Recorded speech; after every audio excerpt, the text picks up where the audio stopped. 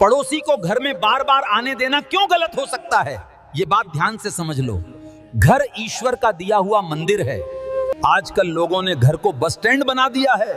पड़ोसी आते हैं, चाय पीते हैं, बातें सुनते हैं और हंसते हुए चले जाते हैं। याद रखना, पड़ोसी की नजदीकी से ज्यादा उसकी नजर खतरनाक होती है। घर ज्यादा खुला तो राज भी खुल जाते हैं।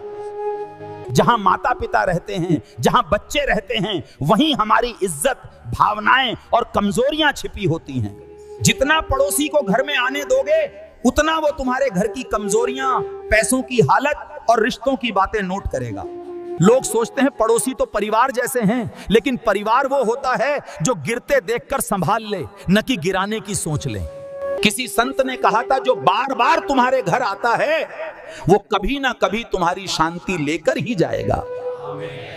फिर वही बातें मोहल्ले की गपशप बनती हैं, मैंने अपनी आंखों से देखा है कहकर फैलाते हैं। घर में जितना आना जाना बढ़ता है, उतना सम्मान घट जाता है।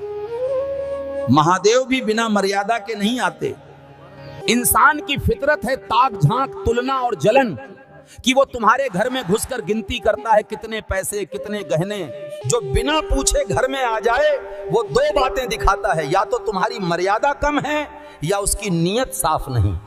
लड़कियों वाले घर में ये बात और जरूरी है, जितने मुंह उतनी नजरें, और जितनी नजरें उतनी टिप्पणी। जो रोज तुम्हारे घर घूमता है वही बाहर सबसे ज्यादा तुम्हारी निंदा करता है। घर को खुला दरवाजा मत बनाओ। जो दिल के करीब हैं उन्हें ही अंदर आने दो। जो दिमाग, पैसा या चर्चा के लिए आते हैं उनके लिए बाहर की कुर्सी काफी है। घर में रोज प्रभु का नाम लो, वही नाम भीतर की आग बुझाता है। अपने बेटे के नाम से दीप जलाओ, यही शांति का सूत्र है। अतिथि देवो भव तब तक है जब तक अतिथि स्मृति की तरह आता है, आदत की तरह नहीं। मर्यादा में ही सम्मान रहता है। कभी किसी को इतना करीब मत आने दो कि वो तुम्हारी सीमाएं तय करने लगे। दूरी ही सम्मान की पहली शर्त है।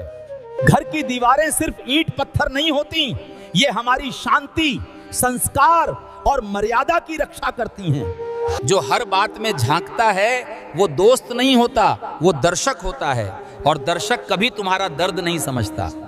पड़ोसी अगर सच्चा है तो बिना घर में आए भी तुम्हारा हाल जान लेगा, और अगर झूठा है तो भीतर आकर भी नीयत साफ नहीं रखेगा। अब सत्संग को पूर्ण विराम देते हैं। बोलो जय श्री राम। जाते वक्त केले का प्रसाद लें सभी भक्त, और हमारे चैनल को सब्सक्राइब करें